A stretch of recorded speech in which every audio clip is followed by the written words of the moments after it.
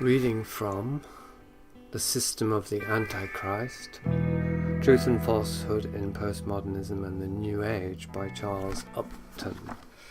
Postmodernism ends in deconstructionism, and deconstructionism ends, or hopefully will, in the deconstruction of deconstructionism. If the constructed view of the majority oppresses minorities, so do minority views oppress individuals. And individual views, why not, the views of the subpersonalities within the individual, as those subpersonalities oppress the experience of split seconds of consciousness, etc., etc., etc. Multiple personality disorder. Every voice is equally valid. Does anyone not recognize here the familiar quality of our daily life, the progressive pulverizing of reality?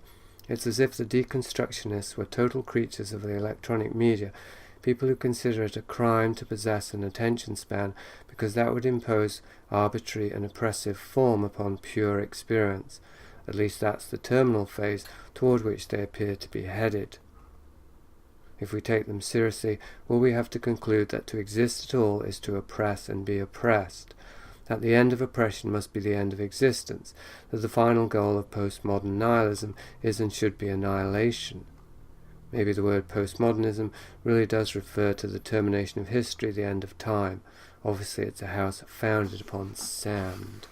I can certainly relate to what I saw of my brother in some of this, who perhaps was a postmodernist kind of self-invention. His methodology anyway was quite postmodernist, and it seems inseparable from the ascension of the individual to the throne of consciousness, like the eye on the top of a pyramid.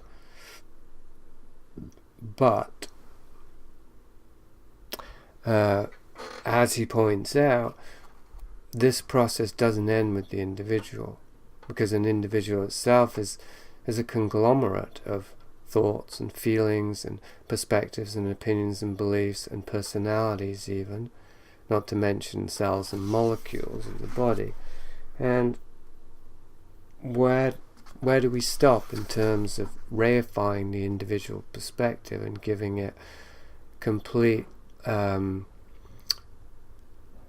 isolation from and non-accountability to the larger body of so-called objective reality, although it's not being called that anymore because it's been banished from the building. I once asked Gerundio, whatever he was, one of those mother-strangled pair that got Prisoner Infinity going indirectly and inadvertently, by putting my former Aeolus stony self under the microscope, how we could know that objective reality existed. And this is a question, that's that blender again, is that objective? This is a question that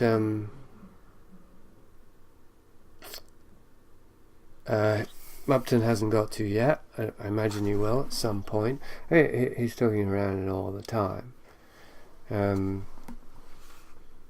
It seems to be a conundrum, which I won't attempt to,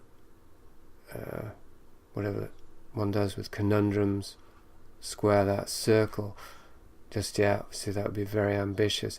Just to say that I understand the need for the re-evocation of objective reality as a possible model, as a necessary framework and context for all of these contortions that the human spirit is inflicting upon itself as if to somehow escape the objective reality of its existence. Well, existence is objectively real. We can confirm that. There can be no doubt about it that we exist objectively. But as God, that we exist as God, that God is objectively real, well, that can only be experienced subjectively. So there really is the conundrum. to know God, one must know oneself as God. And, well, there's something eternal and unchanging about that, by definition, by its very nature, and therefore objective.